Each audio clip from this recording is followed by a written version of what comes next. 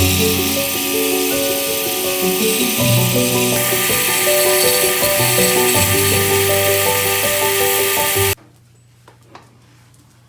guys, what's up? Ethan here with Freebird Woodworking, and today I'm going to show you how I make these little cedar decorative coasters. So the first thing you're going to need is a cedar log. If you don't know what a cedar tree is, it's a carnivorous tree that grows in Indiana, and it is looks like a Christmas tree. Some people do use them as Christmas trees. They're small enough, but they do get much bigger here in Indiana.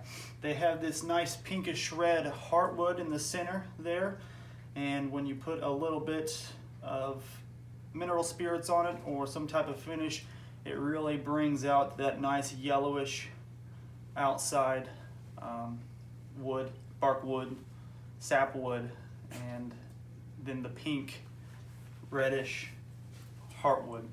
But you're going to need a cedar tree, and then you're going to need some way to cut these little cookies. So you saw me earlier in the video, and I was using my miter saw, and I just squared it up on the fence.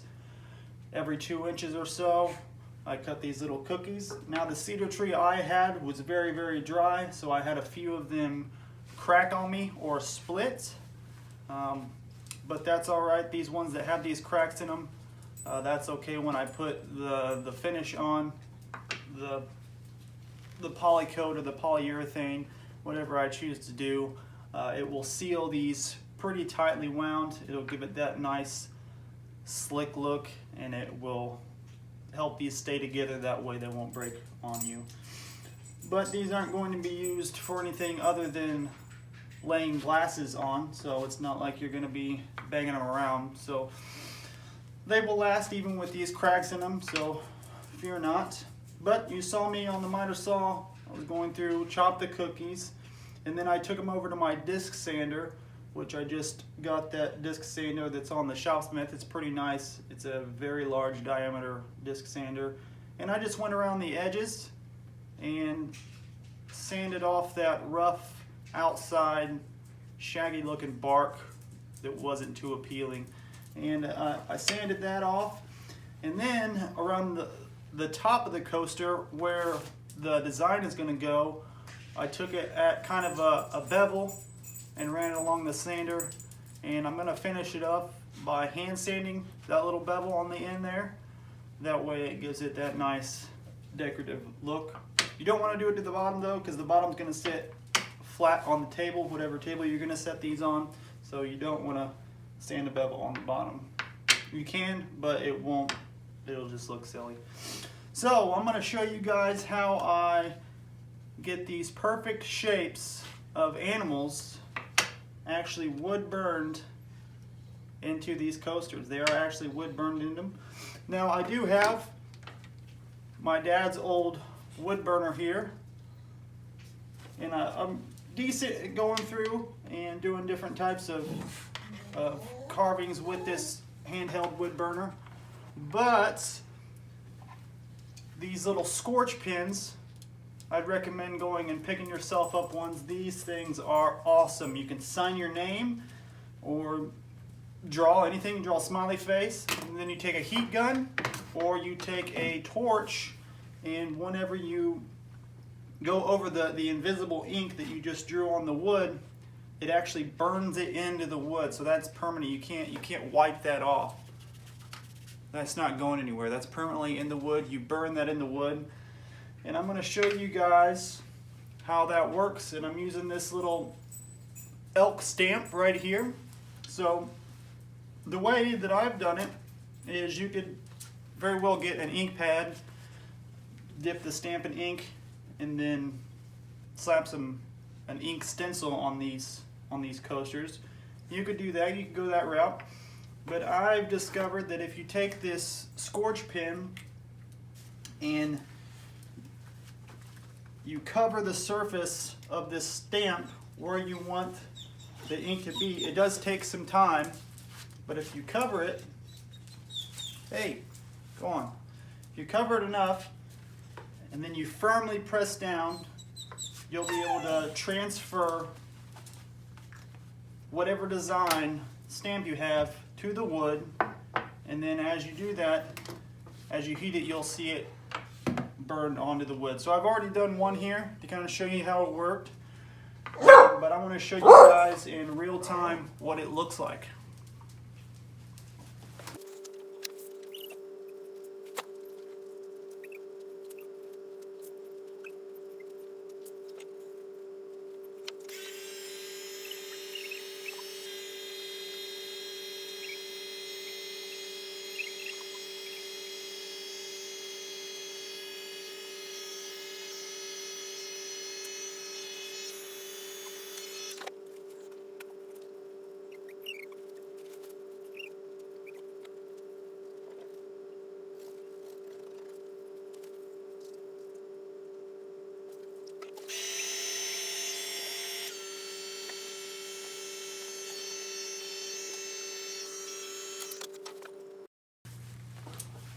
Alright guys, that pretty much sums it up.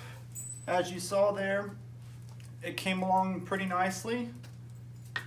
You want to make sure that you don't hold the heat source there for too long, or else you'll start to burn around the image that you want to appear, and it will kind of dull out whatever image you're trying to transfer onto the coasters.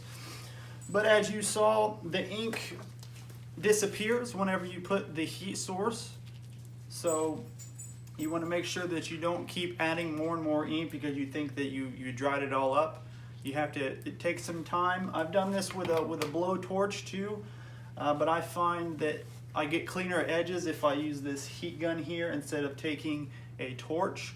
The torch is much faster, and you can kind of see the image pop up pretty quickly, but you can't get as clean of lines, and it kind of dulls out the image you want. So if you want an animal or a name or something burned onto some wood relatively quickly, it's a whole lot quicker than taking one of these wood burners, which these are great too. I recommend dabbling in wood burning if you have the time. But these scorch pens give you that type of accuracy and speed it up a lot. And if you get yourself some of these little stamps like this, I don't know if I'm the first to come up with this idea. I'm sure I'm not, but I have yet to see anybody else do this where they take the scorch marker or one of these wood burning markers, draw or use the ink from this pen and put it on one of these stamps and then transfer it that way. I've yet to see anybody do that, so I don't know if I'm the first. Probably not the first to come up with it. I'm sure somebody else has done it on YouTube. But this is the first time that I've ever seen it, and I needed a way to get these images on here quickly and for them to look exactly the same on every single coaster that I made. So instead of taking the wood burner and going on my piece and trying to match this image every single time and get it perfect on there, these stamps take all of the error out of it and make them look a lot nicer. But that's pretty much it, guys. That is how I make these wood coasters, and then I'll show you guys in another video how I put the finish on these coasters to give them that nice, slick, glassy gloss look, and the finish that will keep the watermarks off the coasters as well, because you don't want a bunch of watermarks on your decorative coasters.